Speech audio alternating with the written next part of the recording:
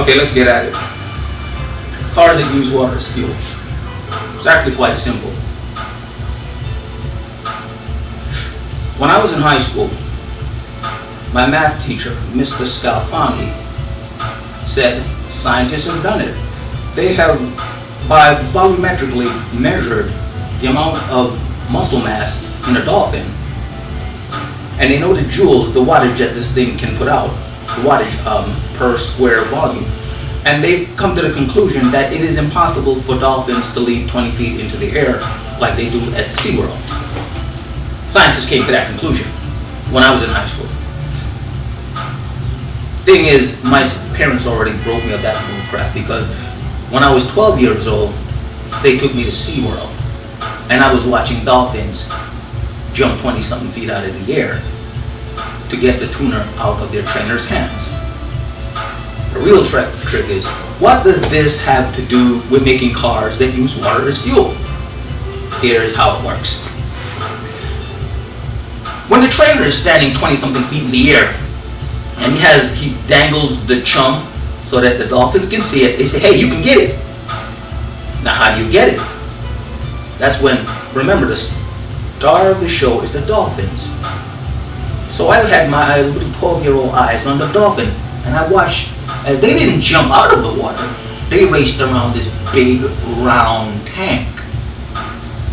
So they got up to speed, that's one. And two, they disappeared.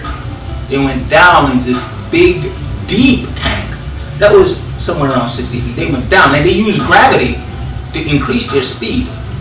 So they simply, with their diaphragm and the air that's in their lung, they simply squeezed it. And reverse buoyancy, they sank, and gravity took them down. But when they got to the lowest part of the tank, then they expanded their diaphragm, and now they're using they're using buoyancy now to take them up to the top. Now they're lighter than a bubble. Plus their speed, plus they did use gravity, and via echolocation, they know exactly. They're doing this all blind, visibly blind. But they know exactly where the trainer is, where the chum is that he's holding, and they shoot to the top of that tank and snatch the piece of tuna out of their trainer's hand. They use speed, they use gravity, and they use buoyancy. And all of this in real time with echolocation to make acquisition of their food. But scientists say it's impossible for dolphins to leap 20 feet in the air, but they do it.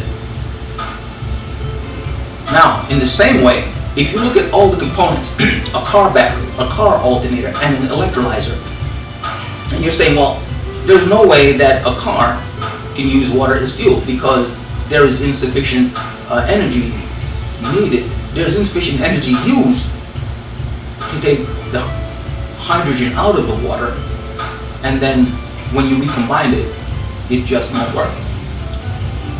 They're wrong. The dolphins proved them wrong. And if I were to tell you exactly how I did it, guess what? Then the United States and other countries wouldn't need a patent office, now would they? But the reality of it is simply this. What if I were to tell you I live on a planet where powered air flight was invented by two Christian, uneducated bicycle repair guys, Wilbur and Orville Wright.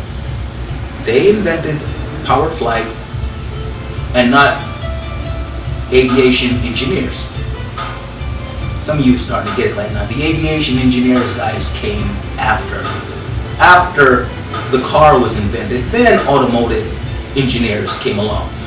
But still people fail to see that, and they're looking for cars that use water as fuel to come from car manufacturers. No, it's going to come from inventors. And probably from guys who understand electricity and audio. This is my music studio. And I've been doing audio, actually I've been doing electrical repair long before I got it, or an electrical electronics long before I got into audio. So the guy that's going to do this is the guy that understand not just physics, but electricity and audio. Funny thing, Stanley Meyer, what did he do? He was an audio engineer for a radio broadcasting station. Stanley Meyer is the guy who also has a car that uses water as fuel before he died. Or some would say murder. I lean toward the murder side, I said myself. And then there is Andrei Perpetual. He's a physicist. But what was his first main invention? He invented a hearing aid. Audio and electricity. Everything you need to know is right there.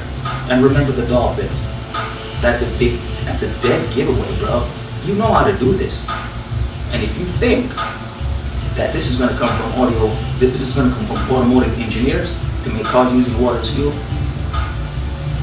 you're like those scientists that say dolphins can't jump 20 feet in the air.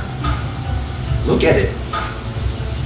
There is insufficient muscle mass, power to weight ratio for such a thing to happen. Dolphins do it anyway.